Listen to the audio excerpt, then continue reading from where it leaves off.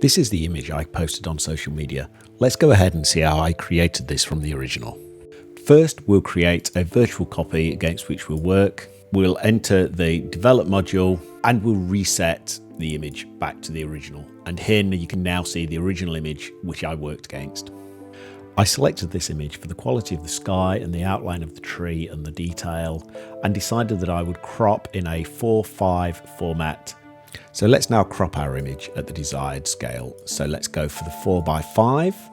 It's doing it landscape, so let's switch that with Control X to a portrait style, and let's center our tree. I want to cut out a little bit of the grass at the bottom so that we don't have too much of that, but I do want to keep all of the sky. And let's start with some basic alterations. I'll first change the profile to Adobe Landscape just to give it a little bit more warmth. I want to increase the exposure. You can see on our histogram there that it's a little bit lacking at the top end. So I'm going to increase the exposure a little bit. That's about right. And I'm going to increase the contrast as well. I want to just bring out some of the sky a little bit and some of the details.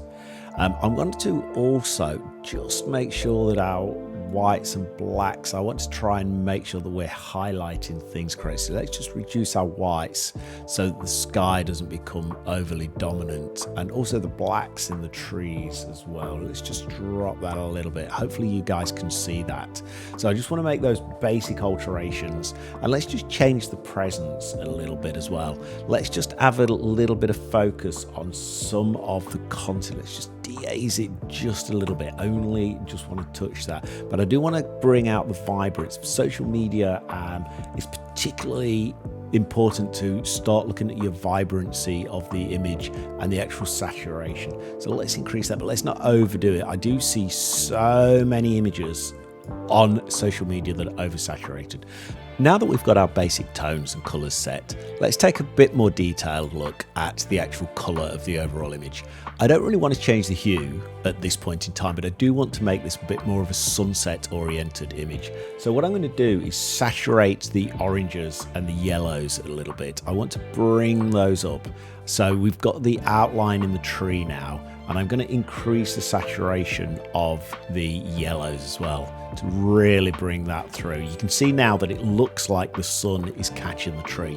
We'll come to the sky in a second, because obviously the sky does not now match the actual tree. Now that we've got that, let's start looking at the luminance, and let's actually bring that down, because as I say, we want to make this more of a sunset image for social media. So let's just bring down the orange. We've saturated the orange, but now we're going to reduce the luminance of that, and also the yellow. You can see the effect that's having on this now, and making the tree look like it is being caught by a sunset. Now what I want to do is eliminate the green at this point. I want to bring the green right down, and you'll see why I'll be doing this in a minute when I use a couple of masks. So the first mask that I'm going to do is actually the sky. So let's actually select the sky now. And now you see that we've got the sky selected. What I want to do is warm up the sky considerably. I really want to give it this sunset style effect. You can see that it's a little bit hazy on the screen. That's because it's working against the preview. So let's warm that sky up a little bit. And also let's just change the clarity. I want it to be really clear.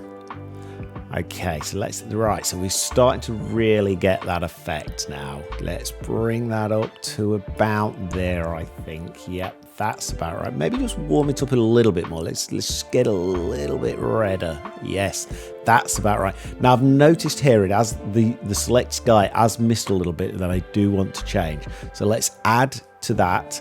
We'll use the brush. We've got a relatively big brush. Let's bring the size of that down just a little bit. That's good. So let's just now select that and bring that into our mix as well.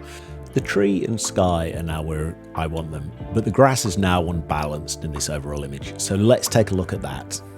Let's create an additional mask for the actual grass at the front. I'll use a linear gradient for this, and I will put it from about there. I want to make sure that it picks up the grass. That's about right. Let's just center it on the base of the tree. I think that's going to give me roughly what I want right there. So that's the gradient mask. The purpose of this mask is to stop the bank in the foreground becoming a distraction. So what I want to do is drop the exposure just to darken that out a little bit. I'm going to want to drop the shadows. I really want to bring this down in terms of how it's perceived. I'm going to change the temperature a little bit as well to give it that warmth so that it matches the overall image. And then finally, what I'm going to do is I'm going to just dehaze it again, just a little bit further, because there's a lot of detail in the grass. It doesn't need a lot, but it just needs a little bit of a touch. And then I'm just going to add a little bit more saturation just to get it to match the overall image. It's now no longer a distraction.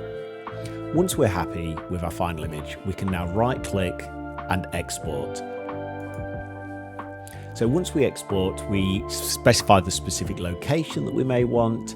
But what I'm going to do is certain things I will always change.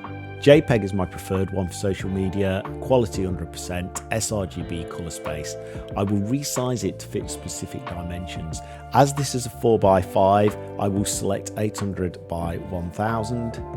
It doesn't need to be super massive for social media. Most people will be viewing it. You could make that 1600 by 2000 if you wished. I select sharpen for the screen and the standard amount. And I will also attach my copyright and contact information. And quite often I will also attach a watermark onto this. And then we're done. And then we can export. And once exported, you can now share it either via a web browser on your laptop or PC, or via your mobile phone through the Lightroom sync capabilities on the phone. I hope that you found this tutorial useful. If so, please like, subscribe, and feel free to comment below on any experiences that you may have in this area. Thank you very much for your time.